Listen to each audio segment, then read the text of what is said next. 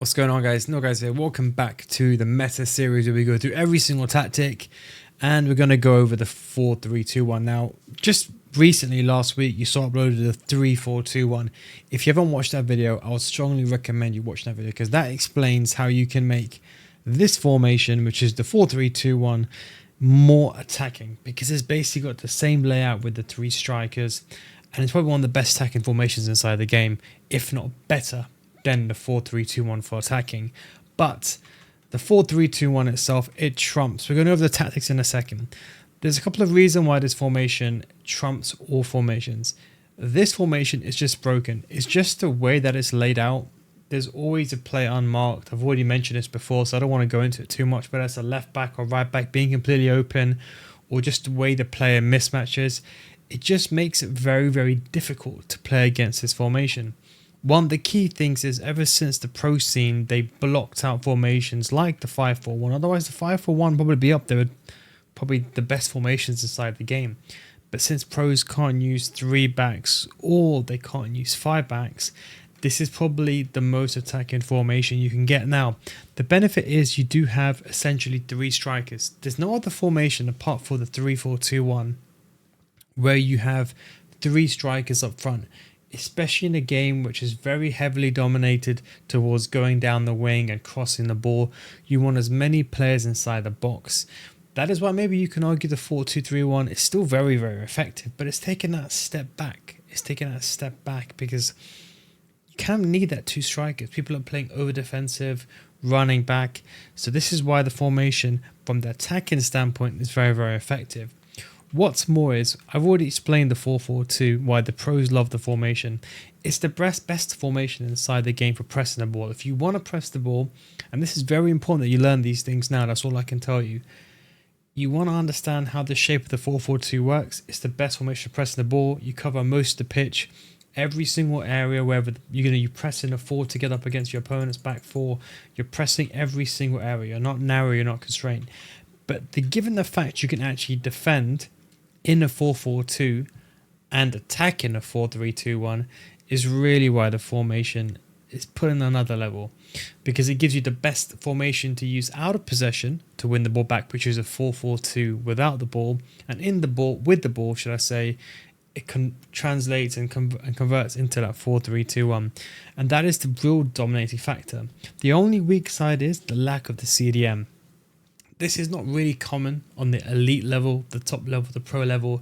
But if you're watching this and maybe you know you're not at the pro level, but maybe you're, for example, elite division, division 2, 1, 3, etc., etc., defensively is where you struggle, especially because you defend in that 4. This is why a lot of people, they still like the formations like the 3-5-2, because you defend in a back 5 when this kind of the left mid and right mid, when they reunite with the back 3. But you have those CDMs, those cut passing lanes are so important for defense stability. Or that's why you still like the 4-2-3-1, or even like a 4-3-3 with 2 CDMs. It's because you have the CDMs there as a safety net. So that is why a lot of people struggle. So if you watch this formation, so if you watch this video and you're like, I actually really like the 4-3-2-1, but I struggle defensively, that's the reason why. So on a higher level, this kind of formation, the higher level you are, the better success you'll have with this formation.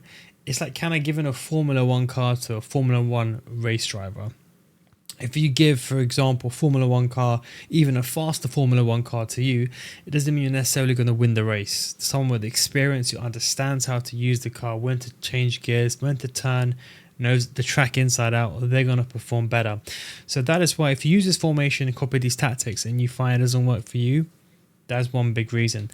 The instructions are a bit more important than the tactics. Now, these tactics are a mix of 3 people's tactics. Actually 4. It's kind of based off Mark Marley's. It was based off Tex, and it was based off Anders. And I'm there as well, but I don't know who the other. I think it was someone else. But basically, I was just trying out different tactics.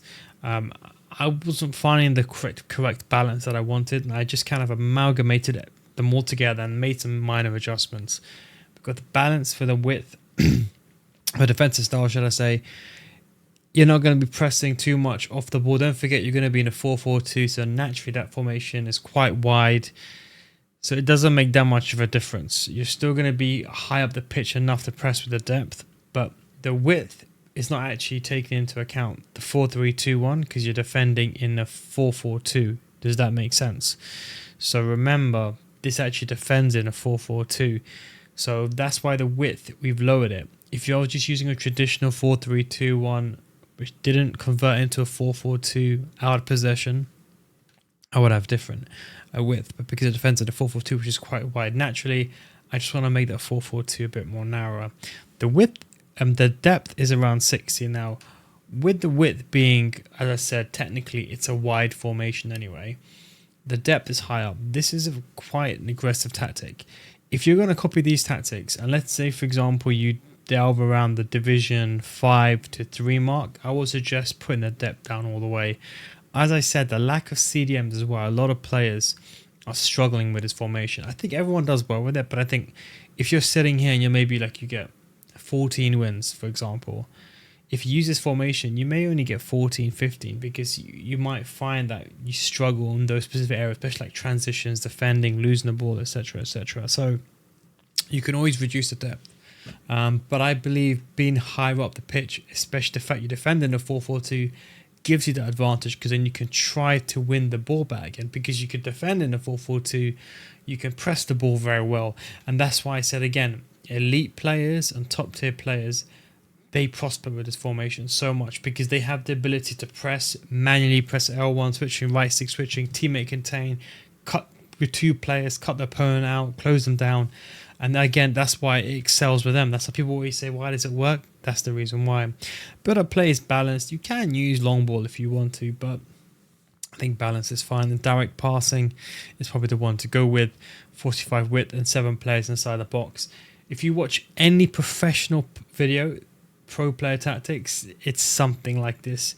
If you put this to like -5, you're not going to notice a difference. And anyone who tells you they do, they're lying. Like, I guarantee you, if I even gave a pros like 5 different, like if I gave them like 5, like 55, 60, 50 and round numbers in between, and ask them which one is which, they're going to have absolutely no idea. So it's funny how people think, oh, -1 changes it. It does in certain areas like 70, like when you go to 71, you'll have auto offside trap.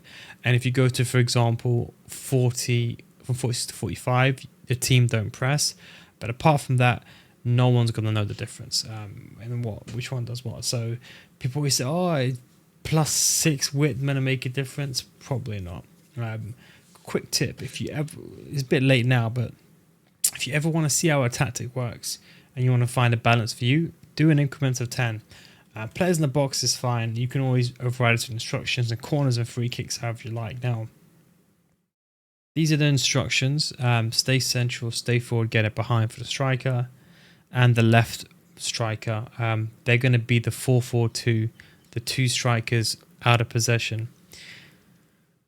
The right wing, or should I say right forward, is on comeback and defense. This is the player that will play as a right mid out of possession. Remember that.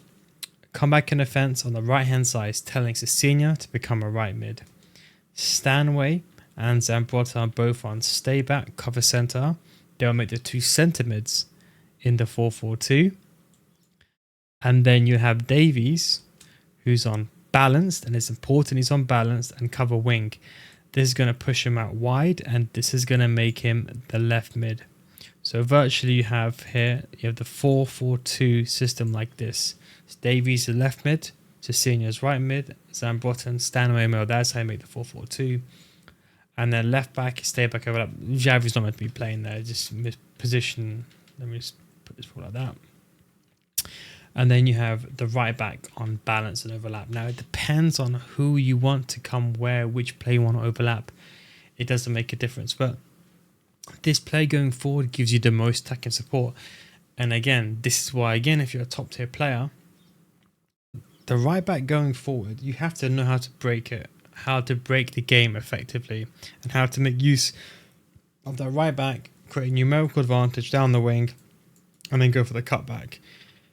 That then also leaves you weak defensively because then you have 3 players at the back. So a lot of players that are not understand the game comprehensively in terms of positions, they get counter-attacked and they get turned over and they lose the ball. So in fact, the best strength of this formation could very much be a weakness. And that is how the pro players, the elite players, the top tier players have that edge. And that is why if you're using this formation, you're like, everyone keeps saying it's a top tier formation, but for me it isn't. That's the reason why. It's understanding. This should be the time. I'd recommend watching my videos. Go back and watch other videos historically. I teach you always the basics. You have to understand when to bring a player short, when to bring a player away, when to send them forward, when to provide support, when to run back with your centre back. These are all basics that even elite players don't know. So if you are new here and you're watching this video because you're playing this game in July or July, whenever it is, you have to focus on those things and hone into them, especially in FT25. Remember, once you learn the basics, you are fine forever. Like, honestly, I could tell you this, I've taught tens of thousands of people. Once you learn the basics, it doesn't matter what game. I can put you in FC29, I can put you in FIFA 15. Once you understand the basics, you're fine. You can play any game, but you have to understand those things. It takes a lot of time, and if you're asking me, 95% of the community don't even know the basics, if you want me to be completely honest. It's shocking how a lot of people in the elite division, they're there because of no relegation, but they're not actually elite players, but we'll get into that another day. But again, it's important that I bring this up because a lot of people always ask this question, and I don't see anyone really answering it. Why does the 4-3-2-1 work so well for pros? But for me, it's like average is what they say, and that's the reason why. So it's a kind of formation that it propels you forward depending on the skill level, and the better success you'll have, the higher skilled you are. If you are, I would say, around about Division 5 to Division 10, I'd probably not put the right back on balanced. You will lose the attacking threat, which is probably the main thing of the formation, but I think it's more important structurally to have a back four in shape than to have that player helping you on the attack, especially in the lower divisions like Division 10 to Division 5. Most of your opponents can't defend anyway, so you will get away with using a team like this. So you'll get away with using a system like this with 4 players at the back, because the players that you're playing against don't know how to defend, so you're scoring other ways. That's something I just wanted to mention. I know divisions, again, a bit messed up because of, unfortunately, people relegating themselves to do evolution, etc., but that's just something to take. Anyway, I still think it's the best formation inside the game. I think it's possibly, in the last 2 years, it's been number one. I think about 23. I still think 3-5-2 was better 2 years ago, or whenever that was. But I think for the last 2 years, it's definitely been number one formation. The only one that maybe trumped it last year, and maybe even this year still trumps it, is the 5-4-1. But I think the 5-4-1 has a different use case. Put it at that. It's more of a formation if you're just playing for like crosses and you have that style of play.